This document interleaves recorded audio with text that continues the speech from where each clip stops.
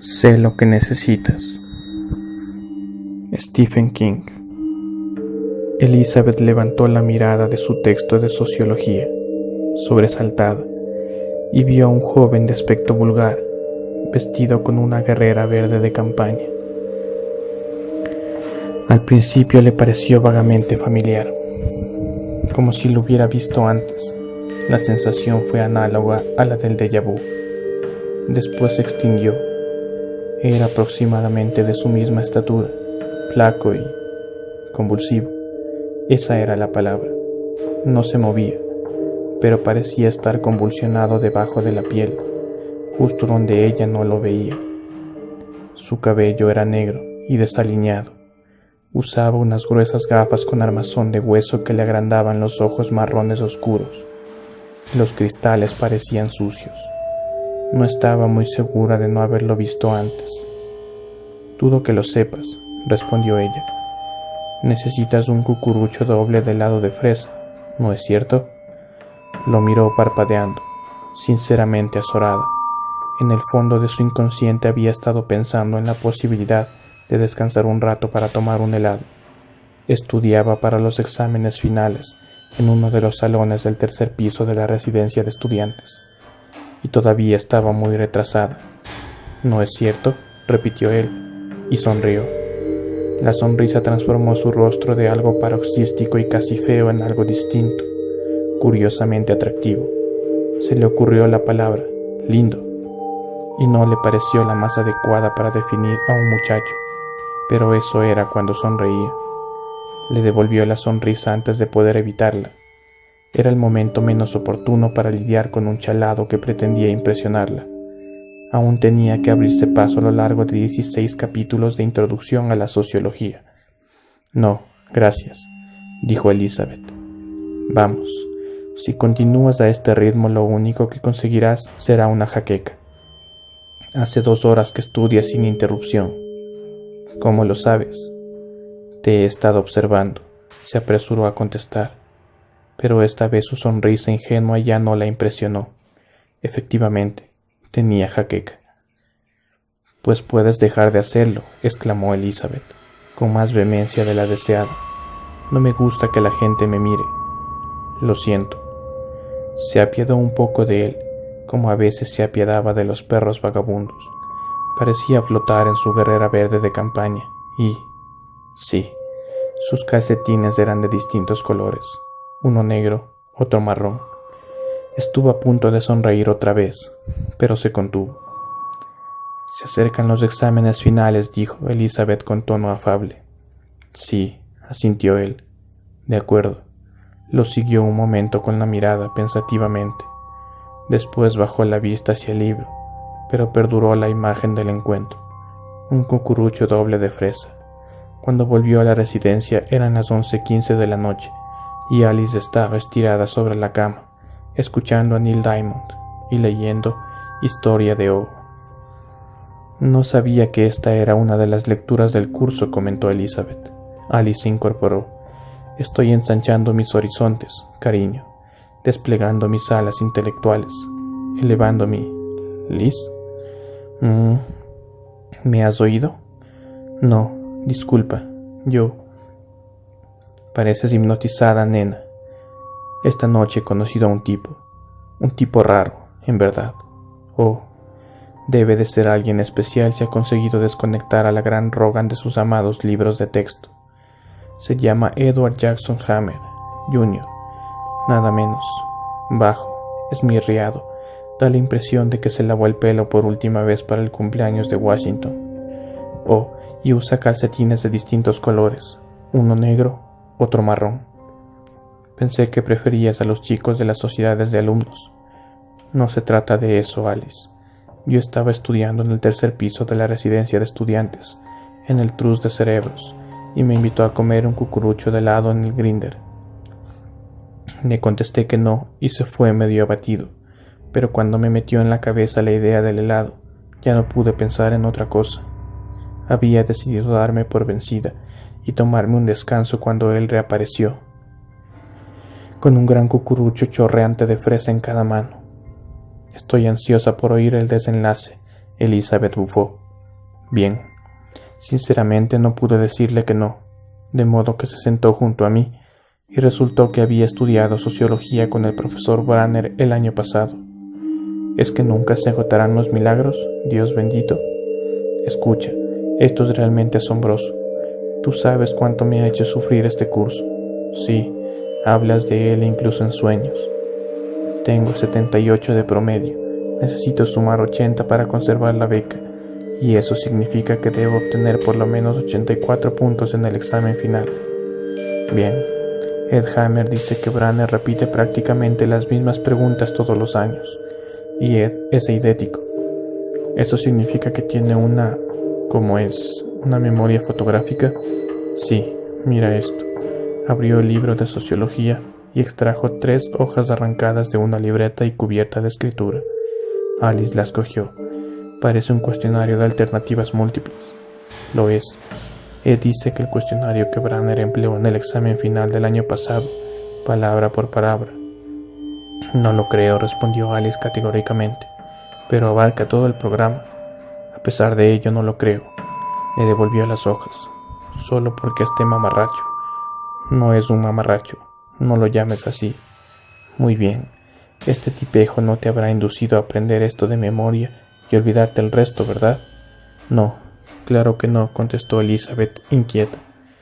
Y aunque este fuera el texto del examen, ¿te parece realmente ético? La cólera la cogió por sorpresa y se le disparó de la lengua antes de que pudiera controlarla. Claro, para ti es muy fácil. Figuras todos los semestres en el cuadro de honor y tus padres te pagan los estudios. No eres. Lo siento. No debería haber dicho esto.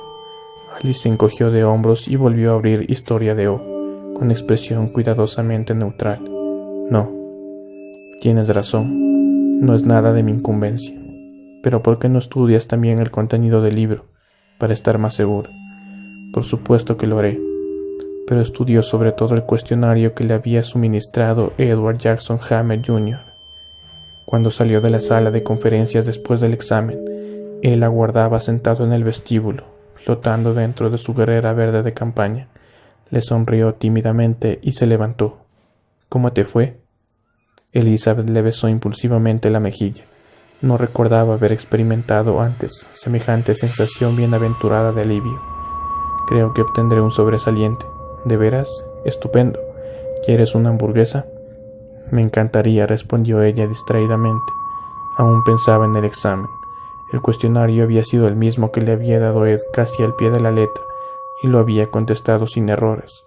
Mientras comían sus hamburguesas, le preguntó cómo marchaban los exámenes de él. No tengo que hacer ninguno. Me he eximido, y no debo hacerlos a menos que quiera. Entonces, ¿por qué estás todavía aquí? Tenía que saber cómo te iba a ti, ¿no te parece? Ed, no es posible. Eres un encanto, pero... La expresión desembosada de sus ojos la turbó. Ya la había visto antes. Era una chica guapa. Sí, dijo él en voz baja. Es posible. Te lo agradezco de todo corazón, pero tengo novio, ¿sabes? ¿Es una relación seria?, preguntó él, esforzándose en vano por parecer despreocupado. Muy seria, contestó ella, con el mismo tono que él. Estamos casi comprometidos. ¿Sabe que es muy afortunado? ¿Lo sabe? Yo también soy la afortunada, murmuró Elizabeth, pensando en Tony Lombard. Beth, dijo él de pronto. ¿Cómo?, exclamó ella sorprendida. Nadie te llama así, ¿verdad? Oh, no, nadie. Ni siquiera ese individuo. No. Tony la llamaba Liz, a veces Lizzie, lo que era aún peor. Ed se inclinó hacia adelante. Pero Beth te gusta más, ¿no es cierto? Ella rió para disimular su turbación. ¿Qué es lo que? No importa. Él exhibió su sonrisa infantil. Te llamaré Beth. Es mejor. Ahora come tu hamburguesa. Entonces concluyó su penúltimo año de estudios y se despidió de Alice. Sus relaciones eran un poco frías y Elizabeth lo lamentaba. Presuntamente ella tenía la culpa. Se había jactado más de lo tolerable cuando se hicieron públicas las calificaciones del examen de sociología. Había obtenido 97, la puntuación más alta de su clase. Bueno, se dijo mientras esperaba en el aeropuerto que anunciaran el número de vuelo. Eso no había sido menos ético que el aprendizaje de memoria al que se había resignado en la sala del tercer piso. Aprender de memoria no era en absoluto estudiar, solo era un acto mecánico cuyos frutos se disipaban apenas terminaba el examen. Acarició el sobre que asomaba en su bolsillo. Le comunicaban el monto de su beca para el último año de estudios, $2,000. Ese verano, ella y Tony trabajarían juntos en Woodbine, Maine, y el dinero que ganaría le serviría para cubrir sus necesidades. Y gracias a Ed Hammer, ese sería un verano maravilloso, a toda vela y sin contratiempos. Pero fue el verano más desgraciado de su vida. El mes de julio fue lluvioso. La escasez de gasolina perjudicó el turismo y las propinas que recaudaba en la Woodbine Inn eran mediocres. Peor aún, Tony la urgía a casarse. Dijo que él podría conseguir un empleo en el campus o cerca de este, y que ella podría graduarse sin problemas con su subvención. A Elizabeth le sorprendió descubrir que el proyecto le producía más miedo que placer. Algo andaba mal. Algo faltaba. Algo estaba descentrado, descompaginado, aunque no sabía qué era. Una noche de julio se asustó cuando tuvo un acceso de llanto histérico en su apartamento. Lo único positivo fue que su compañera de habitación, una jovencita insignificante llamada Sandra Ankerman, había salido con un amigo. A comienzos de agosto tuvo la pesadilla. Elizabeth descansaba en el fondo de una tumba abierta sin poder moverse. La lluvia caía de un cielo blanco sobre su rostro vuelto hacia arriba. Entonces Tony apareció encima de ella, usando su sólido casco protector amarillo. «Cásate conmigo, Liz», dijo mientras la miraba impasiblemente. «Cásate conmigo o...». Ella intentó hablarle, acceder. Haría cualquier cosa a cambio de que la sacara de esa horrible fosa llena de lodo, pero estaba paralizada. «Muy bien», prosiguió él. «No me dejas otra alternativa». Tony se alejó. Ella luchó para salir de la parálisis, pero fue inútil. Entonces oyó el ruido de la niveladora. Un momento después la vio. Era un alto monstruo amarillo que empuja un montículo de tierra húmeda con la reja. El rostro implacable de Tony la miraba desde la cabina abierta. Iba a enterrarla viva, atrapada en su cuerpo inmovilizado mudo. Solo atinaba a mirar despavorida. La tierra empezó a caer por el borde de la fosa. Una voz familiar gritó: «Vete, déjala ya, vete». Tony bajó torpemente de la niveladora y echó a correr. Se sintió inmensamente aliviada. Si hubiera podido, habría llorado. Y entonces apareció su salvador, erguido como un sepulturero al pie de la tumba abierta.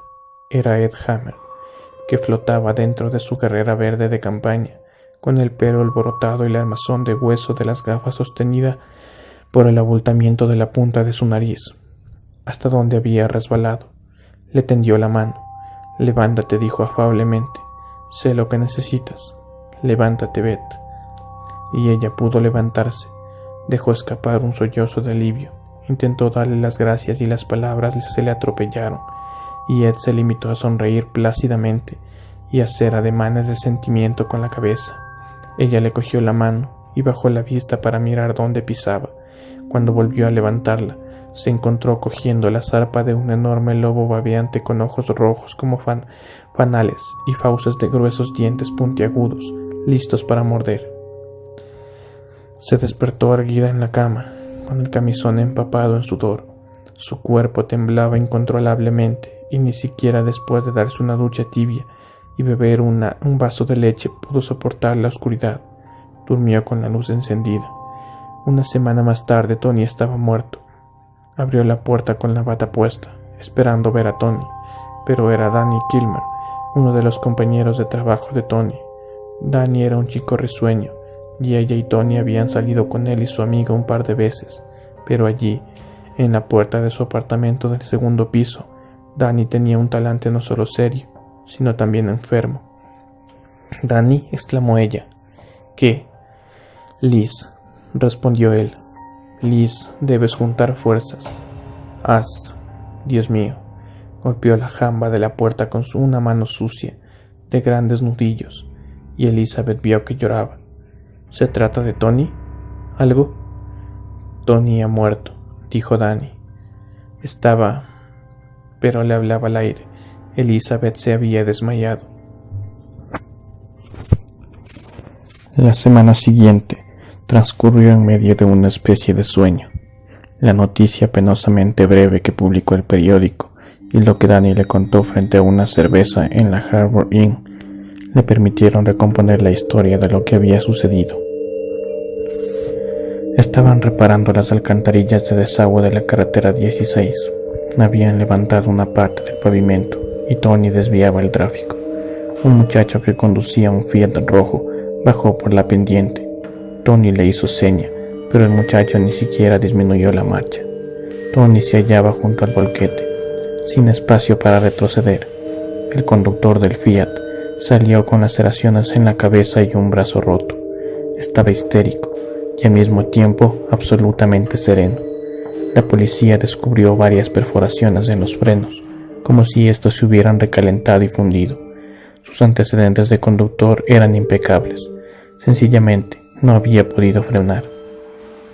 Tony había sido la víctima de uno de los percances automovilísticos más raros, un accidente fortuito. Los remordimientos aumentaron con su conmoción y su depresión. El destino le había quitado de las manos la decisión de lo que debía hacer con Tony, y una zona recóndita, enferma, de su ser, se alegró de que así fuera, porque no quería casarse con Tony. No, desde la noche de la pesadilla. Entró en crisis un día antes de volver a casa. Estaba sentada en un promontorio, rocoso, sola, y después de más o menos una hora, prorrumpió en llanto. La sorprendió que éste fuera tan copioso y vehemente. Lloró hasta que le dolieron el estómago y la cabeza, y cuando se le agotaron las lágrimas, no se sintió mejor, pero sí, por lo menos, desahogada y vacía. Y fue entonces cuando Ed Hammer dijo, «Beth». Se volvió sobresaltada, con la boca impregnada por el sabor cobrizo del miedo, casi esperando ver al lobo feroz de su sueño.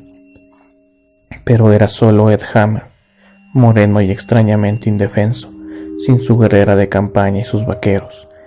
Usaba unos shorts rojos que terminaban un poco por encima de sus rodillas huesudas, y una camiseta blanca que se ondulaba sobre su pecho, esmirriado como una vela a merced del viento, y sandalias de goma.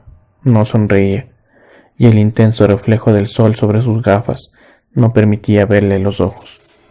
«Ed», murmuró ella cautelosamente, casi convencida de que era una alucinación engendrada por el dolor. «¿Eres realmente?» «Sí, soy yo». «¿Cómo?» «Estaba trabajando en Lakewood, de Skowhegan. Me encontré con tu compañera de habitación. Se llama Alice, ¿verdad?» «Sí». Ella me contó lo que había sucedido. He venido inmediatamente. Pobre Beth. Movió la cabeza solo 1 centímetro, pero el reflejo desapareció de las gafas y ella no vio nada lobuno, nada voraz, sino solo una expresión de serena y cálida comprensión. Se echó a llorar nuevamente y la inesperada impetuosidad de su reacción la azoró un poco. Entonces él la abrazó y todo volvió a la normalidad. Comieron en el Silent Woman de Waterville, que estaba a casi 40 kilómetros de allí, quizá la distancia exacta que ella necesitaba. Fueron en el coche de Ed, un Corvette nuevo, y él conducía bien, ni con ostentación ni con miedo, como ella temía. Elizabeth no quería hablar ni que le reconfortaran. Él parecía saberlo, y buscó una melodía suave en la radio del coche, y ordenó la comida sin consultarla, pescados y mariscos. Elizabeth creía haber perdido el apetito, pero al fin lo devoró todo.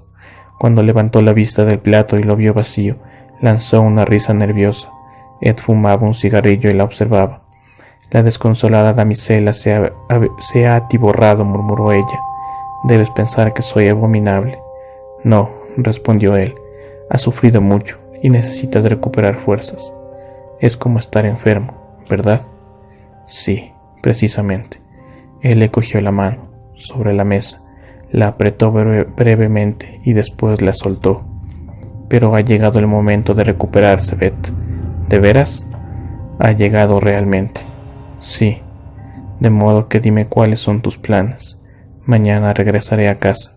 No sé qué haré después. Volverás a la universidad, ¿no es cierto?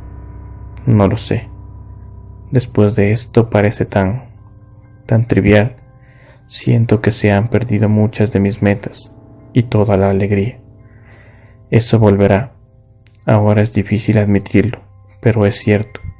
Inténtalo durante 6 semanas y verás. No tienes nada mejor que hacer. Esto último sonó como una pregunta. Supongo que tienes razón, pero ¿me das un cigarrillo? Sí, pero son mentolados, lo siento. Cogió uno. ¿Cómo sabes que no me gustan los cigarrillos mentolados? Ed se encogió de hombros. Supongo que se te refleja en la cara. Elizabeth sonrió. Eres raro, ¿lo sabes? Él también sonrió, de una forma un tanto neutra. Te lo digo en serio, insistió Elizabeth. Pensar que tuviste que aparecer tú. Creía que no deseaba ver a nadie, pero me alegra que hayas venido, Ed. A veces es reconfortante estar con alguien con quien no tienes compromisos sentimentales. Sí, supongo que sí. Hizo una pausa. ¿Quién eres, Ed? Además de ser mi padrino mágico, ¿quién eres en verdad? Súbitamente le pareció importante averiguarlo. Él volvió a encogerse de hombros.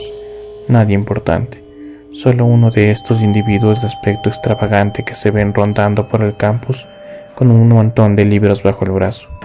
Ed, tú no tienes aspecto extravagante. Claro que sí, respondió y sonrió.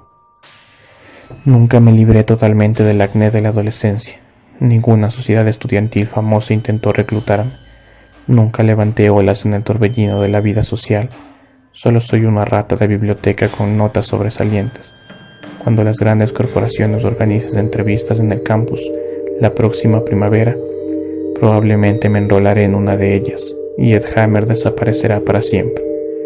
Eso suena muy lamentable, dijo Elizabeth con tono dulce. La sonrisa de él fue muy peculiar, casi amarga. ¿Y tu familia? Insistió Elizabeth. ¿Dónde vives? ¿Qué te gusta hacer? Otro día, dijo él. Ahora quiero llevarte de regreso. Mañana te espera un largo viaje en avión y mucho ajetreo. Por la tarde se sintió relajada por primera vez desde la muerte de Tony, sin la sensación de que dentro de ella estaban tensando y tensando un muelle hasta el punto de ruptura. Pensó que se dormiría enseguida, pero no fue así. La hostigaban pequeñas dudas. Alice me dijo, pobre Beth, pero Alice estaba veraneando en Kittery, a 120 kilómetros de Skowhegan. Tal vez había ido a ver una obra de teatro en Lakewood. El Corvette, último modelo, costoso. No habría podido comprárselo trabajando como tramoyista en Lakewood. ¿Acaso sus padres eran ricos? Había elegido el plato que habría pedido ella, quizás el único del menú que ella habría comido, hasta el punto de darse cuenta de que tenía apetito. Los cigarrillos mentolados, el beso de despedida, que era exactamente el que ella deseaba, y mañana te espera un largo viaje en avión. Sabía que ella volvía a su casa, porque se lo había dicho. Pero ¿cómo se había enterado de que viajaría en avión? ¿O de que el viaje era largo? Eso la preocupaba. La preocupaba porque estaba a punto de enamorarse de Ed Hammer. Sé lo que necesitas. Las palabras con que él se había presentado la acompañaron mientras se dormía como la voz del capitán de un submarino al descontar brasas. No fue a despedirle al pequeño aeródromo de Augusta, y mientras esperaba el avión, Elizabeth se sintió sorprendida por su propio desencanto. Pensó que uno puede acostumbrarse a depender insensiblemente de otra persona, como el toxicómano de la droga. El adicto se engaña diciéndose que es libre de consumirla o no, cuando en realidad... Elizabeth Brogan rugió en alta voz. Por favor, acuda al teléfono blanco de la compañía. Se encaminó deprisa hacia el aparato. Beth, dijo la voz de Ed. Ed, cuánto me alegra de oírte. Pensé que tal vez... ¿Quería despedirme de ti? Se rió. No me necesitas para eso. Eres una chica fuerte y robusta. Bella, además. Puedes apañarte sola. ¿Te veré en la universidad? Sí, creo que sí. Estupendo. Hubo una pausa. Entonces él dijo, porque te amo. desde la primera vez que te vi. Se le trabó la lengua, no pudo contestar. 1000 ideas se arremolinaron en su cabeza. Él volvió a reír plácidamente. No, no digas nada. Ahora no. Cuando nos veamos tendremos tiempo, todo el tiempo del mundo. Buen viaje. Beth, adiós. Y cortó, dejándola con el teléfono en la mano y con sus propios pensamientos interrogantes caóticos. Septiembre. Elizabeth denotó el antiguo ritmo de la universidad y las clases como si lo hubieran interrumpido mientras tejía. Por supuesto, compartía la habitación con Alice. Eran compañeras de cuarto desde el primer año, cuando la computadora de la residencia había dictaminado que eran compatibles. Siempre se habían llevado bien, no obstante, sus diferencias de gusto y de personalidad. Alice era la estudiosa y había llegado al último año de la carrera química con un promedio de 36. Elizabeth era más sociable, menos amante de los libros, y estudiaba simultáneamente educación y matemáticas. Seguían llevándose bien, pero durante el verano se había gestado entre ellas una pizca de frialdad. Elizabeth le atribuyó a sus diferencias de criterio acerca del examen final, y no habló del asunto. Los acontecimientos del verano empezaron a parecer nebulosos. Curiosamente, a veces recordaba a Tony como un chico que había conocido en la escuela secundaria. Aún le dolía pensar en él, y eludía el tema con Alice. Pero su dolor era la palpitación de una vieja magulladura, y no el agudo tormento de una herida abierta. Lo que más la hacía sufrir era la falta de noticias de Ed Hammer. Pasó una semana, después pasaron 2, y por fin llegó octubre. Solicitó en la residencia de estudiantes una guía de alumnos y buscó su nombre. Fue inútil. Después del nombre solo figuraban las palabras Mill Street, y Mill era una calle muy larga, en verdad, de modo que decidió esperar, y cuando la invitaban a salir, cosa que sucedía a menudo, rechazaba las invitaciones. Alice arqueaba las cejas, pero no hacía ningún comentario. Estaba sepultada viva en un programa de bioquímica de 6 semanas, y pasaba casi todas las tardes en la biblioteca. Elizabeth veía los largos sobres blancos que su compañera de cuarto recibía por correo 1 o 2 veces por semana, puesto que generalmente ella era la primera en volver de clase, pero no les prestaba atención. La agencia de detectives privados era discreta. No ponía las señas del remitente en su correspondencia. Cuando sonó el interfono, Alice estaba estudiando. «Atiende tú, Liz. De todos modos, es probable que sea para ti». Elizabeth cogió el aparato. «¿Sí?» «Un visitante en la puerta. Liz, Dios mío. ¿Quién es?», pregunta fastidiada. Y hurgó en su trajinado archivo de excusas una jaqueca. No había recurrido a ella esa semana. La chica de la recepción anunció divertida. «Se llama Edward Jackson Hammer, Jr.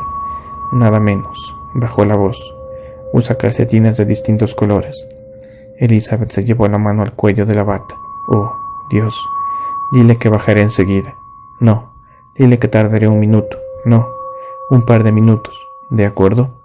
«Claro que sí», respondió la voz con tono dubitativo. «No te desangres». Elizabeth sacó unos pantalones deportivos del armario. Después sacó una falda corta de tela de vaqueros. Palpó los rizadores de su pelo y gimió. Empezó a arrancárselos. Alice contempló la escena serenamente, sin hablar. Pero cuando Elizabeth hubo salido, miró la puerta durante un largo rato con expresión cavilosa. Era el mismo de siempre. No había cambiado ni un ápice. Vestía su guerrera verde de campaña, que seguía pareciendo 2 números más holgada de lo debido. Una de las patillas de sus gafas con montura de hueso había sido reparada con esparadrapo. Sus vaqueros parecían nuevos y tiesos, y estaban en las antípodas de aquel aspecto flexible y terso que Tony había logrado sin ningún esfuerzo. Uno de sus calcetines era verde y el otro marrón, y Elizabeth sabía que lo amaba. «¿Por qué no me telefoneaste antes?», preguntó acercándose a él. Ed metió las manos en los bolsillos de la guerrera y sonrió tímidamente. «Quise darte tiempo para que salieras con otros chicos, para que conocieras a otros hombres, para que pusieras en orden tus ideas. Creo que ya están en orden». «Excelente. ¿Quieres ir al cine?». «A cualquier parte», dijo ella, «a cualquier parte». A medida que transcurrían los días, Ella comenzó a pensar que nunca había conocido a nadie, varón o mujer, que pareciera entender tan bien y sin palabras sus estados de ánimo y sus necesidades. Sus gustos coincidían, en tanto que a Tony lo habían entusiasmado las películas violentas como El Padrino. Ed parecía preferir la comedia o los dramas pacíficos. Una noche, cuando ella se sentía deprimida, la llevó al circo y se divirtieron muchísimo. Cuando se ponían de acuerdo para estudiar juntos, eso era lo que hacían, en lugar de utilizar el encuentro como una excusa para magrearse en el tercer piso de la residencia de estudiantes. Él la llevaba a bailar y parecía sobresalir en los viejos ritmos, que eran los que a ella le gustaban. Ganaron un trofeo de Stroll de los años 50 en el Homecoming Nostalgia Dance. Sobre todo, Ed parecía intuir cuando ella deseaba mostrarse apasionada. No la obligaba ni la apremiaba. Con él, nunca experimentaba la sensación que había experimentado con otros muchachos. O sea, que existía una especie de escala cronológica intrínseca para la vida sexual, que empezaba con un beso de despedida en la primera cita y terminaba con una noche en el apartamento de un amigo en la 10ª. Ed vivía solo en su apartamento de Mill Street, situado en el tercer piso sin ascensor. Se reunían allí a menudo y Elizabeth iba sin la sensación de que lo que visitaba era el antro de iniquidades de un Don Juan, en pequeña escala. Él no la hostigaba, parecía desear sinceramente lo mismo que ella, y junto con ella, y sus relaciones progresaban. Cuando se reanudaron las clases después del receso del primer semestre, le pareció que Alice estaba extrañamente preocupada. Esa tarde, antes de que Ed fuera a buscarla, saldrían a cenar juntos. Elizabeth observó que su compañera de cuarto miraba con el ceño fruncido el gran sobre de papel marrón que descansaba sobre su mesa. Elizabeth estuvo a punto de preguntarle qué contenía, y después desistió. Probablemente se trataba de un nuevo programa de estudios. Nevaba copiosamente cuando Ed la llevó de vuelta a la residencia. ¿Mañana?, preguntó él. ¿En mi departamento? Sí, prepararé palomitas de maíz. Estupendo, asintió Ed, y la besó. Te amo, Beth. Yo también te amo. ¿Querrás quedarte?, inquirió Ed con tono afable. ¿Mañana por la noche? De acuerdo. Ella lo miró a los ojos. Lo que tú quieras. Magnífico, dijo él plácidamente. Que descanses bien, cariño. Y tú también. Esperaba encontrar dormida a Alice y entró en silencio en la habitación, pero ella estaba instalada frente al escritorio. ¿Te sientes bien, Alice? Tengo que hablar contigo, Liz, sobre Ed. ¿De qué se trata? Sospecho que cuando termine esta conversación habremos dejado de ser amigas, manifestó Alice. Para mí eso significa renunciar a algo muy valioso, de modo que quiero que me escuches con atención. Tal vez será mejor que no me digas nada. Debo intentarlo. Elizabeth sintió que su curiosidad inicial se trocaba en cólera. ¿Has estado entrometiéndote en la vida de Ed? Alice se limitó a mirarla. ¿Estás celosa de él? No. Si hubiera estado celosa de ti y de tus amigos, me habría mudado hace 2 años. Elizabeth la estudió, perpleja. Sabía que Alice no mentía, y de pronto sintió miedo. 2 cosas me hicieron desconfiar de Ed Hammer, prosiguió Alice. Primero me escribiste acerca de la muerte de Tony, y me dijiste que había sido una circunstancia muy afortunada que yo hubiera visto a Ed en el Lakewood Theatre, porque él había ido inmediatamente a Woodbay y había ayudado mucho, pero yo no lo vi allí. Liz, ese verano ni siquiera me acerqué al Lakewood Theatre. Pero entonces, ¿cómo se enteró de que Tony había muerto? No tengo ni la más remota idea. Solo sé que no se lo dije yo. Lo segundo fue el asunto de la memoria idética. Dios mío, Liz, ni siquiera recuerdo de qué color son sus calcetines que lleva puestos. Eso es totalmente distinto, respondió Elizabeth secamente. Es... El verano pasado, Ed Hammer estuvo en Las Vegas, murmuró Alice con bosqueda. Volvió a mediados de julio y ocupó una habitación en un motel de Pemaquid, o sea, del otro lado del límite urbano en Woodbay Harbor. Fue casi como si estuviera esperando que lo necesitases. ¡Qué disparate! ¿Y cómo sabes que Ed estuvo en Las Vegas? Poco antes de que empezaran las clases me encontré con Shirley D'Antonio. Trabajó en el Pins Restaurant, que está justo enfrente del teatro. Dijo que nunca vio a nadie que se pareciera a Ed Hammer, Así me enteré de que te mentías sobre muchas cosas, de modo que fui a hablar con mi padre y le conté lo que pasaba, y él me dio el visto bueno. ¿Para qué?, inquirió Elizabeth atónita. Para contratar los servicios de una agencia de detectives privados. Elizabeth se levantó. Basta, Alice, esto es del colmo. Cogería el autobús para ir a la ciudad y pasaría la noche en el apartamento de Ed. Al fin y al cabo, solo había estado esperando que se lo pidiera. Por lo menos debes saberlo, exclamó Alice. Después decidirás lo que se te antoje. No tengo que saber nada, excepto que es dulce y bueno, y... El amor es ciego, ¿eh?, la interrumpió Alice, y sonrió con amargura. Bien, quizá yo también te amo un poco, Liz. ¿Nunca se te ocurrió pensarlo? Elizabeth se volvió y la miró durante largo rato. Si me amas, tienes una manera muy rara de demostrarlo, dictaminó. Continúa entonces, quizá tienes razón. Quizá esto es lo menos que puedo hacer por ti. Continúa. Hace mucho tiempo que lo conoces, dijo Alice serenamente. ¿Yo? ¿Cómo? La escuela primaria 119, Bridgeport, Connecticut. Elizabeth se quedó muda. Ella y sus padres habían vivido 6 años en Bridgeport y se había mudado a su actual domicilio después de que ella terminara el 2º grado. Había ido a la escuela primaria 119, pero ¿estás segura, Alice? ¿Lo recuerdas? No, claro que no. Pero sí recordaba la sensación que había experimentado al ver a Ed por primera vez, la sensación de déjà vu. Supongo que las niñas bonitas nunca recuerdan a los patitos feos. Quizás se enamoró de ti. Estuvisteis juntos en el 1er grado, Liz. Quizá él se sentaba en el fondo del aula y solo te miraba. O en el campo de juegos. Un chiquillo insignificante que ya entonces usaba gafas y probablemente un aparato de ortodoncia, y tú ni siquiera podías recordarlo. Pero apuesto a que él te recordó a ti. ¿Qué más? La agencia lo rastreó utilizando las impresiones digitales de la escuela. Después solo fue cuestión de encontrar testigos y hablar con ellos. El detective al que le asignaron el caso dijo que no entendía algunas de las informaciones que recogía. Yo tampoco las entiendo. Algunas son terroríficas. Ojalá lo sea, murmuró Elizabeth hoscamente. Ed Hammer padre era un jugador empedernido. Trabajaba para una agencia de publicidad de primera línea de Nueva York y después se mudó a Bridgeport, casi como un fugitivo. El investigador dice que casi todos los taúres e intermediarios de juego importantes de la ciudad tenían pagarés suyos. Elizabeth cerró los ojos. La agencia procuró darte la mayor cantidad posible de basura a cambio de tu dinero, ¿no es cierto? Quizás sí, sea como fuere. El padre de Ed se metió en más aprietos en Bridgeport, nuevamente por cuestiones de juego, pero esta vez contrajo compromisos con un prestamista de alto vuelo. De alguna manera terminó con una pierna y un brazo rotos. El detective no cree que se tratara de un accidente. ¿Algo más?, preguntó Elizabeth. ¿Malos tratos a niños? ¿Desfalcos?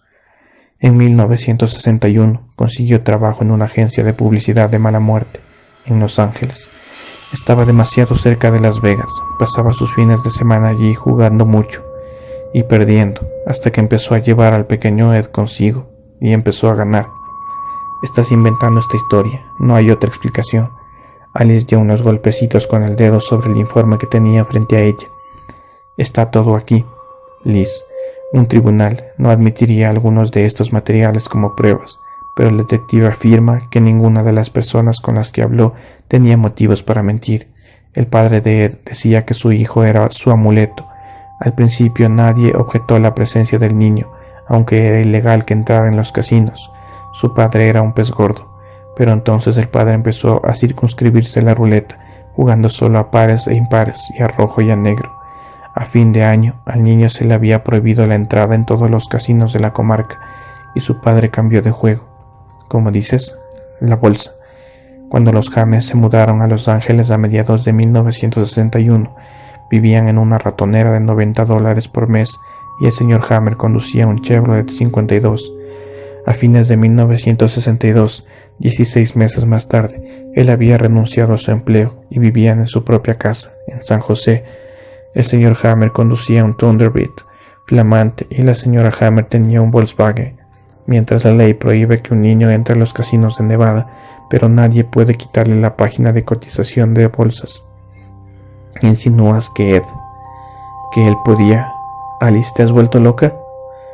Yo no insinúo nada, solo que tal vez sabía lo que necesitaba su padre. Sé lo que necesitas. La señora Hammer pasó los 6 años siguientes entrando y saliendo de varios institutos psiquiátricos. Presuntamente sufría alteraciones nerviosas, pero el detective habló con un enfermo que dijo que era casi psicótica. La mujer juraba que su hijo era el ayudante del diablo. En 1964 le clavó unas tijeras e intentó matarlo. Ella, Liz. ¿Qué te sucede, Liz? La cicatriz, murmuró. Hace aproximadamente un mes fuimos a nadar, una noche en la piscina de la universidad. Tiene una herida profunda con un hoyuelo en el hombro. Aquí. Apoyó la mano sobre su pecho izquierdo. Dijo. Una náusea intentó trepar por su garganta y tuvo que esperar que desapareciera antes de poder continuar. Dijo que cuando era pequeño se cayó sobre una verja puntiaguda. ¿Quieres que prosiga? Termina. ¿Por qué no? ¿Qué daño mayor me puedes producir ahora? En 1968 dieron de alta a su madre en un instituto psiquiátrico de mucha categoría, situado en San Joaquín Valley. Los 3 salieron de vacaciones juntos. Se detuvieron en un camping situado cerca de la carretera 101. El chico estaba recogiendo leña cuando ella condujo el coche hasta el borde del acantilado que hay allí y se precipitó al océano, junto con su marido.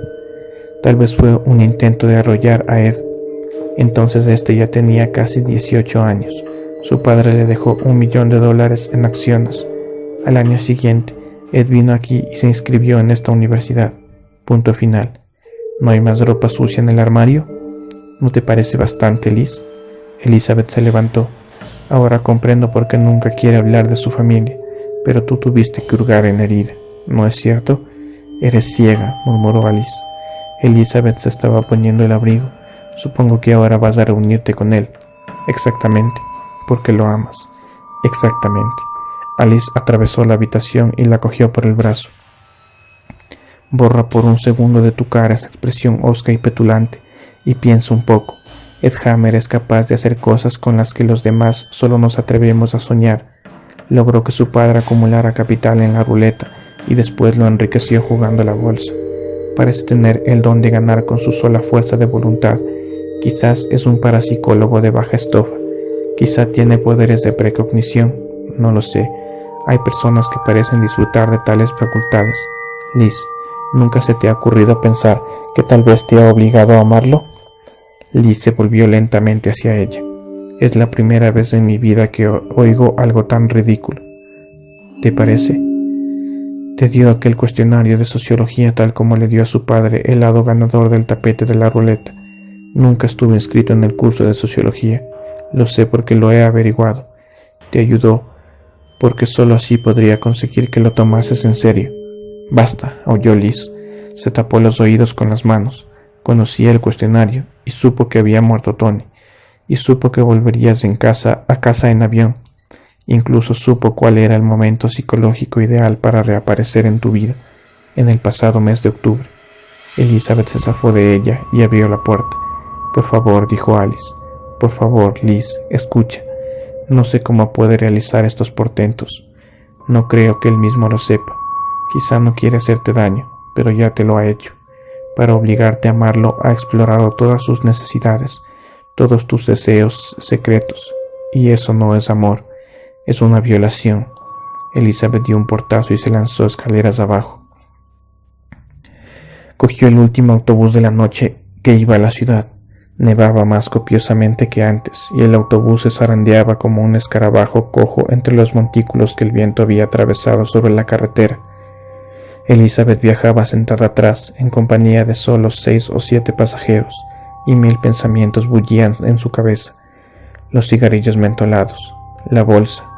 Había sabido que a la madre de ella la apodaban Didi, un chiquillo sentado en el fondo del aula del primer grado, haciéndole monerías a una niña vivaz que era demasiado pequeña para comprender que sé lo que necesitas. No, lo amo. ¿Lo amaba de veras? ¿O solo le complacía estar con alguien que siempre pedía lo apropiado? que la llevaba a ver películas que le gustaban y que no quería ir a ninguna parte ni hacer nada que pudiera contrariarla a ella. Él era solo una especie de espejo psíquico que solo le mostraba lo que ella deseaba ver. Los regalos que le hacía eran siempre los adecuados, cuando la temperatura había bajado súbitamente y ella anhelaba tener un secador de pelo. ¿Quién se lo había comprado? Ed Hammer, por supuesto. Casualmente había visto que había uno rebajado en Days, le había dicho, y ella desde luego había quedado complacida. Eso no es amor, es una violación. El viento le arañó la cara cuando se apeó en la intersección de Main y Mill y respingó al sentir su azote cuando el autobús arrancó con un gruñido en su motor diésel. Sus luces traseras titilaron brevemente en la noche nevada y desaparecieron. Nunca se había sentido tan sola en su vida. Ed no estaba en casa. Esperó frente a su puerta perpleja. Después de golpear durante 5 minutos, se dio cuenta de que ignoraba lo que hacía Ed y con quién se veía cuando no estaba con ella. Nunca habían abordado ese tema. Quizás está ganando lo necesario para comprar otro secador de pelo en un garito. Con súbito ímpetu, se alzó sobre las puntas de los pies y palpó el borde superior del dintel, donde sabía que él siempre dejaba una llave. Sus dedos tropezaron con ella y cayó con un ruido metálico sobre el piso del rellano. La cogió y la hizo girar en la cerradura. El apartamento tenía un aire distinto en ausencia de Ed, artificial como el escenario de un teatro. A menudo le había divertido que alguien que se preocupaba tan poco por su aspecto personal tuviera un domicilio tan pulcro que parecía sacado de la ilustración de un libro, casi como si lo hubiera decorado para ella y no para él. Pero por supuesto, eso era absurdo, ¿verdad? Pensó de nuevo como si esa fuera la primera vez, que le gustaba mucho la silla donde se sentaba cuando estudiaban o veían la TV. Era perfecta, como la silla de Ocesno había sido perfecta para Ricillos de Oro. Ni demasiado dura ni demasiado blanda. Ideal, como todo lo que estaba asociado a Ed. En la sala había 2 puertas. Una comunicaba con la cocina, la otra con el dormitorio de Ed. El viento soplaba afuera y hacía crujir la vieja casa de apartamentos. En el dormitorio miró la cama de bronce. No parecía demasiado dura ni demasiado blanda, justo como debía ser. Una voz insidiosa se burló. Es casi demasiado perfecta, ¿no te parece? Se acercó a la biblioteca y sus ojos recorrieron los títulos al azar. Uno de ellos le llamó la atención y cogió el volumen. Bailes de moda en los años 50. Las páginas se abrieron espontáneamente en un lugar situado una cuarta parte antes del final. Una sección titulada El Stroll había sido circundada con el grueso trazo de un rotulador rojo y la palabra Beth había sido escrita sobre el margen con letras grandes, casi acusatorias. Ya debería irme, se dijo.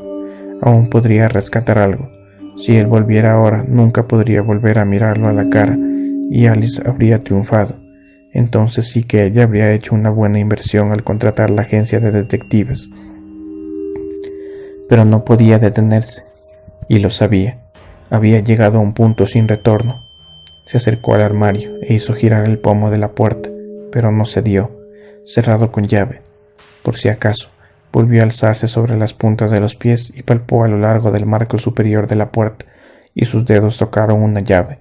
La cogió y dentro de ella una voz dijo muy claramente: «No lo hagas». Pensó en la esposa de barba azul y en lo que había encontrado al abrir la puerta prohibida, pero en realidad ya era demasiado tarde. Si no lo hacía ahora, la duda la corroería durante el resto de su vida. Abrió el armario y experimentó la extrañísima sensación de que era allí donde el auténtico Ed Hammer Jr. había estado oculto siempre. Dentro del armario reinaba el caos, un revoltijo de ropas, libros, una raqueta de tenis con las cuerdas flojas, un par de zapatillas de tenis estropeadas, viejos apuntes desparramados sin ton ni son, un saquito de tabaco, Porcum Rib, cuyo contenido se había derramado. La guerrera verde de campaña se hallaba arrumbada en un rincón. Cogió uno de los libros y parpadeó al ver el título: La rama dorada. Otro: Ritos antiguos, misteriosos, modernos. Otro más: Vudú haitiano. Y un último volumen encuadernado en cuero viejo y resquebrajado con el título casi borrado por el excesivo manoseo. Un volumen, en fin, del cual se desprendía un vago olor a pescado podrido, el Necronomicon. Lo abrió al azar, resolló y lo arrojó lejos, sin poder borrar esa obscenidad de su retina. Para recuperar la compostura más que por cualquier otro motivo, estiró la mano hacia la guerrera verde de campaña, sin confesarse que tenía la intención de registrar los bolsillos, pero al levantarla vio algo más, una pequeña caja de hojalata.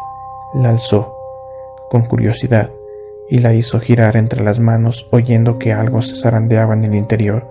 Era una de esas cajas donde los niños acostumbran a guardar sus tesoros. En el fondo de hojalata estaban estampadas en alto relieve las palabras Bridgeport Candy Co. La abrió. La muñeca estaba arriba, la efigie de Elizabeth. La miró y empezó a temblar.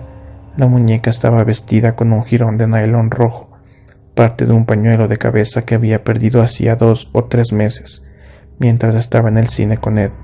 Los brazos eran escobillas para limpiar pipas y estaban recubiertos con una sustancia que parecía moho azul, moho de una tumba, quizá. La cabeza de la muñeca tenía pelo, pero ahí había un error. Eran delicadas hebras blancas como el lino, pegadas en la cabeza confeccionada con una goma de borrar rosada. Su propio cabello tenía un color arenoso y era más áspero. Su cabello había sido así cuando ella era pequeña. Tragó saliva y su garganta produjo un chasquido. ¿Acaso cuando estaba en primer grado no les habían facilitado unas tijeras de hojas romas adecuadas para las manos infantiles? Era posible que hacía tanto tiempo un chiquillo se hubiera aproximado a ella por detrás, quizá mientras dormía la siesta, y Elizabeth dejó la muñeca a un lado y volvió a mirar en el interior de la caja. Vio una ficha azul de póker sobre la que habían dibujado con tinta roja una extraña figura hexagonal, una manoseada nota necrológica. Edward Hammer y señora. Los dos sonreían absurdamente desde la foto adjunta, y ella vio que esa misma figura hexagonal había sido trazada sobre sus rostros, esta vez con tinta negra, como si fuera un paño mortuorio. Otros 2 muñecos, uno de sexo masculino y otro femenino. El parecido con las fotos de la nota necrológica era atroz, inconfundible. Y algo más. Lo sacó torpemente, y sus dedos temblaban tanto que casi lo dejó caer. Lanzó una exclamación ahogada. Era un pequeño coche de juguete, de esos que los niños compran en los drugstores y en las tiendas de hobbies para armar con cola de aviación. Este era un Fiat. Había sido pintado de rojo. Le habían pegado a la parrilla del radiador un trozo de algo que parecía ser una de las camisas de Tony. Invitió el cochecito. Alguien había abollado el chasis con un martillo.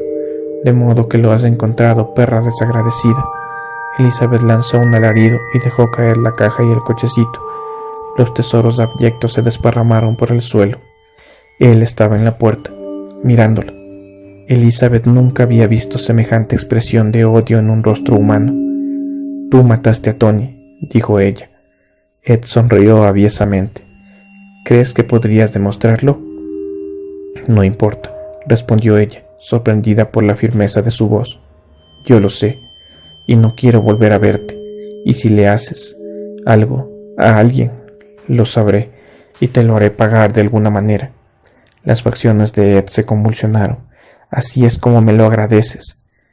Te he dado todo lo que deseabas, lo que nadie más podría tener. Confiésalo, te he hecho absolutamente feliz». «Mataste a Tony», le gritó ella. Ed dio un paso firme hacia el interior de la habitación. «Sí, y lo hice por ti». «¿Y tú qué eres, Beth? No sabes lo que es el amor. Yo te he amado desde la primera vez que te vi, hace más de 16 años. ¿Tony podría haber dicho lo mismo? Todo te ha resultado siempre fácil. Eres hermosa. Nunca has tenido que preocuparte por tus deseos o necesidades, ni porque estabas sola. Nunca has tenido que buscar otros medios para conseguir lo que te hacía falta. Siempre había un Tony que te lo daba. Te bastaba con sonreír y decir, por favor». El timbre de su voz se hizo más agudo. «Yo nunca he podido obtener así lo que anhelaba. ¿No crees que lo intenté? No lo logré con mi padre. Él solo quería más y más. Ni siquiera me dio un beso por la noche o un abrazo hasta que lo hice rico. Y mi madre era igual a él. Salvé su matrimonio, pero ¿acaso eso la conformó? Me aborrecía, no quería acercarse a mí, decía que yo era normal, le hacía regalos hermosos, pero no hagas eso, Beth, no. Pisó su propia efigie y la aplastó, pulverizándola con el tacón. Algo se retorció dentro de ella, y después el dolor se disipó. Ahora no lo temía, no era más que un chiquillo insignificante y esmirriado con cuerpo de hombre, y sus calcetines eran de colores distintos. No creo que puedas hacerme daño ahora, Ed, le dijo. Ahora no. ¿Me equivoco? Él le volvió la espalda. Vamos, murmuró débilmente. Vete, pero déjame la caja. Por lo menos déjame eso. Te dejaré la caja, pero no su contenido. Elizabeth pasó de largo junto a él. Los hombros de Ed se convulsionaron como si se dispusiera a volverse y a abalanzarse sobre ella, pero después se encorvaron nuevamente. Cuando Elizabeth llegó al rellano del segundo piso, él se asomó por la baranda y le gritó con voz chillona: «Vete, pues, pero después de haber estado conmigo no te sentirás satisfecha con ningún hombre, y cuando envejezcas y los hombres dejen de darte todo lo que deseas, me echarás de menos, pensarás en lo que despreciaste». Elizabeth bajó por la escalera y salió a la calle nevada. El embate frío contra la cara le produjo una sensación agradable. Tendría que caminar 3 kilómetros hasta el campus, pero no le importaba. Quería caminar, quería sentir frío, quería que éste la limpiara. Él inspiraba una extraña y retorcida compasión, un niño con poderes extraordinarios dentro de un espíritu enano, un niño que pretendía lograr que los seres humanos se comportaran como soldaditos de juguete y que después los aplastaba con un acceso de ira cuando se resistían o cuando descubrían la verdad, y que era ella. Había sido agraciada con todas las virtudes de las que carecía Ed, pero no por culpa de éste ni por mérito de ella. Recordó cómo había reaccionado ante Alice, empeñándose ciega y celosamente en conservar algo que era más fácil que bueno, sin preocuparse por otra cosa, sin preocuparse.